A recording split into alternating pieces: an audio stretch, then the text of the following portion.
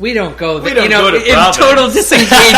In total, like, oh, have a nice day. Like, we'll see you later. Talk about it. And you're like, it's 20 minutes away, man. Why like, wouldn't you go there? Why wouldn't you go? They're just like, oh, we don't go over the bridge, Yeah. We don't travel far. And it, again, I think it was like one of those behaviors, and who knows, I wasn't alive 200 years ago, but I'm constantly thinking, like, why do things work the way that they do? It's just the way my brain works. And you're like, just like these narrow roads or smaller, more compact townships, they predate modern conveniences, right? Sure. And so people have just developed over years this real embedded sense of community, and everything I have is close. Yep. Everything I have, I need right here. So venturing out is a venture. It's a real adventure, and it's. I mean, you've lived here for a long time, and you've been all over traveling too. So you see the difference in other places, other mentality. You go to New York, and like a 25-minute, 40-minute commute, bus, subway, train, taxi is one of 3 or 4 times that you would even think about making that kind of trek during the day, if not more, right? And here it's like you'd plan your week around. Plan your week around. Then we got to go to Newport on Tuesday. Half an hour drive, 45-minute drive. Like, are we going to stay over? Yeah. Are we like we're going to pack a bag? That is wild. It's so true. crazy. I used to stay over in Newport when like we'd have parties and shit over there. I mean, for safety reasons. Yes. But still, it's like, it's 45 minutes away. It's not, But now it's, living in California, I'll drive 6 hours, no problem. No. When I drove down where I'm living now in SoCal, it's like, I just got in my car. I was like, well, I didn't even think anything of it. And in 2 days, I had changed my whole life. It was just like, from Napa, see you later, fucking here we go. So that was a wild drive. But if I told anybody here that I did that, they'd be like, excuse me? 6 hours, you're in Pennsylvania. Yeah. You know what I'm saying? So it's like, to them, it's like 6 fucking hours, dude. Remember the first time I took a road trip? I did the U. Rhode Island, down, Tennessee, D.C., New Orleans, Texas. When we got into Texas, I remember looking at the exit sign on the highway, and it was like, exit 4,970. And I was like, excuse me? Up until that point, I had only seen exit 99 as like the largest number exit. And I was like, this is crazy. That's so funny. I have there was a Texas size epiphany when I was in high school. It was the first time I ever took an airplane. My best friend in high school, his sister was going to A&M. Yeah. And he was originally from Texas.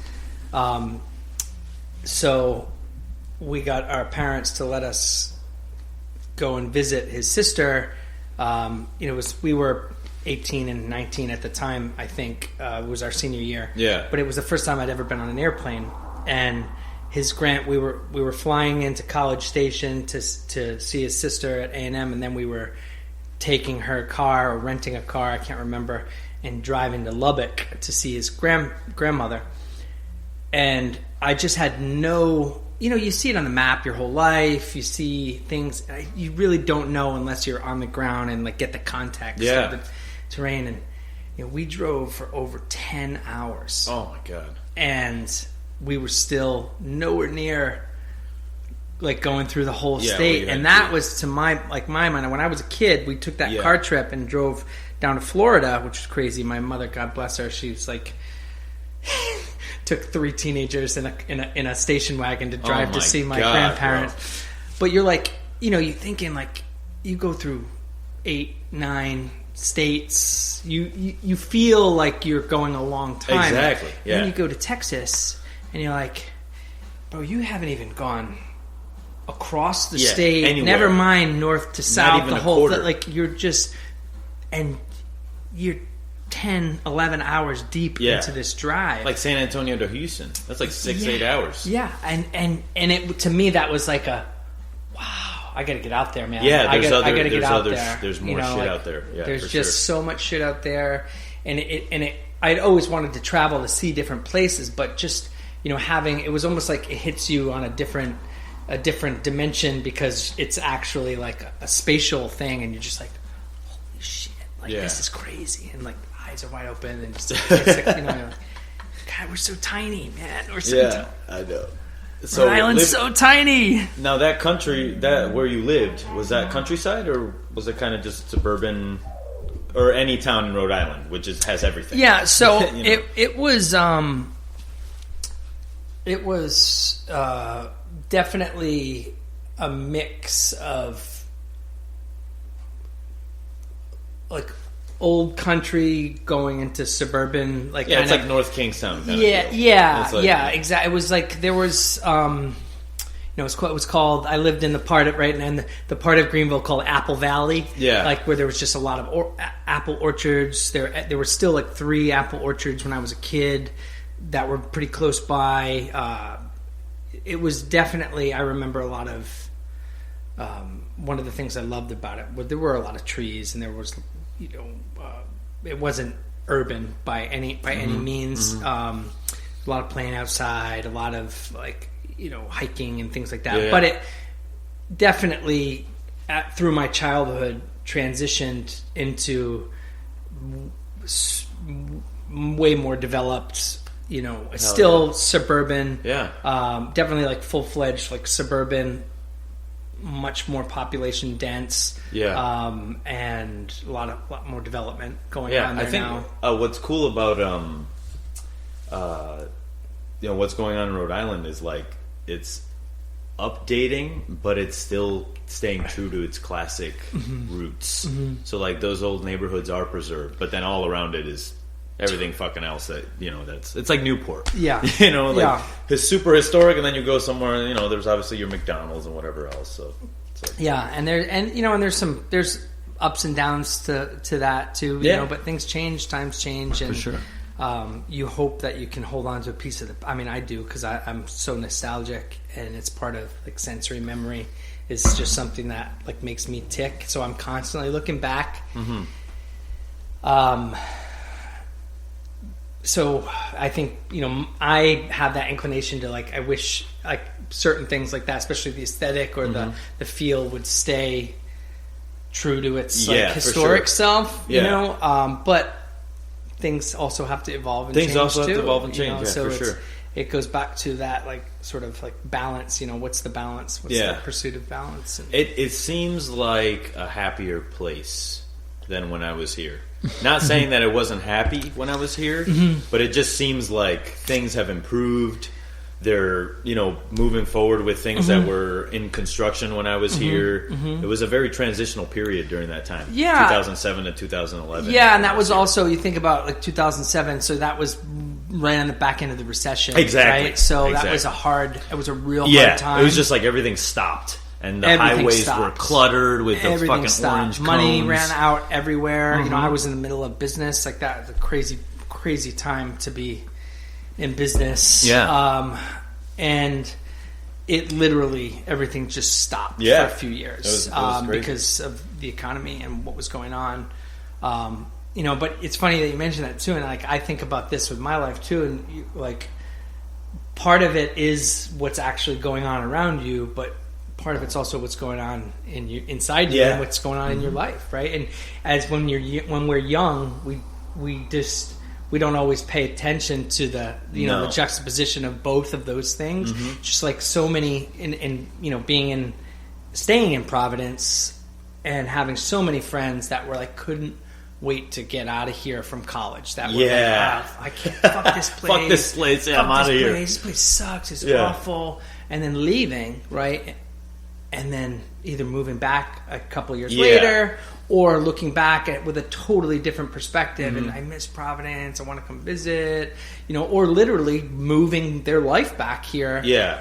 And you don't, so only in the right hindsight is incredible, and like only being like a student of like yourself and like look and just kind of paying attention to what's going on and seeing these patterns repeat, and like you're like, wow, it's like not necessarily just things have changed here as they do everywhere and a lot for the better, but it's also just like where you are as a person and just being like, I'm ready to like, okay, wait, I was in college, like I'm stressed out. I don't know what I want to do with my life. It's like they talk about being like a preteen before you're a teenager. It's like the post-teen, like anxiety, depression. Like, what am I going to do with my life? Who am I? I've been seeing the same people for the last couple of years. I mean, I don't want to do homework anymore. Yeah, exactly. I need a big boy or big girl things and apartments, and I want to like not be sleeping on a mattress on the floor or on milk crates or like all these things that are going through your brain and your mind and your life. And I'm so like, how many times am I gonna have ramen this week? Like, and the struggle. You apply those like feelings and those anxieties to where you are physically, not just where you are mentally, and just in your life. And I don't know. I think it's and when you're trying to pinpoint and dissect things, like it's important to kind of understand what pieces are causing what or what. Absolutely. Like or at least it's interesting. Maybe not important, but to me it's very interesting. I hear that. And because I'm constantly trying to pull things apart to see how they work or to dial in the variable, right? Like it's like that scientific and creative process of like, okay, like which thing is the thing that I want to change here, because if I change too many things, I don't know what I'm doing. It's I don't like know. A car. You're like, okay, is it the alternator or is it the car? It's like, what do I do? What's going on here? I mean, I think about that too. Is you think about your strong opinions, and then I always break them down. And I was like, was that the best way to think about this thing?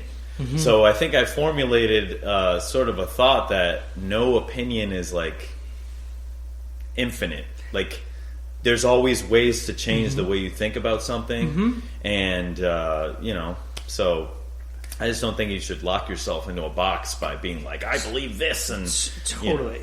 We don't try to have some perspective, and room for flexibility, change, and knowing that sometimes you're fucking wrong because everything changes. Exactly, and I think that again, not to constantly be going back to when I was young or younger people, right? It's funny, like as you get older, you're like, wow, do I sound like you start doing that shit early though? But when I was 20, I was looking at 14-year-olds like, God damn it, you know what I mean? Like, what the fuck? Because you're looking at somebody and applying your knowledge of perspective to them, and they don't have it yet. Exactly. And then you get older, even older as you go. That only intensifies because you have so many more perspectives, and if you're really paying attention, you also have so many experiences where you've ended up with egg on your face, you know, and hopefully you learn from those. I know I have been so humbled by my own asinine opinions and statements. Yeah, for sure. Yeah. It's the next day where you're like, why the fuck did I say that? Yeah. I don't even Yeah, or even, and then you take it a step further. You're like,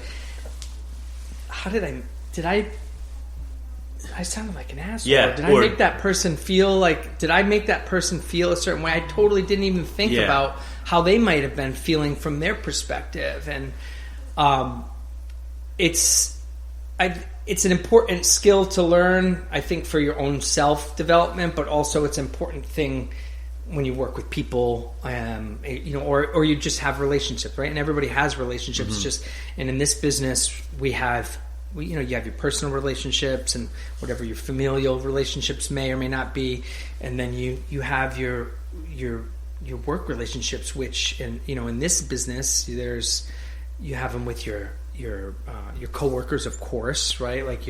And if you develop any kind of leadership responsibilities, which almost everybody does, whether you have a title or not, there's always somebody new that eventually comes in that you take a nurturing to, or that you have to show the ropes, or technical skills, or just pass on information, training, or as you pass on up into into maybe even management or leadership, and now that tribe grows, and you have even more people that you have to communicate, and then you have salespeople in front of the house and service related folks that think, that might think one way, and then you have cooks that might think another way, then you have then you have the guests, and then you have which has a different perspective. It's like Tetris. And then and then you have vendors, right, and farmers.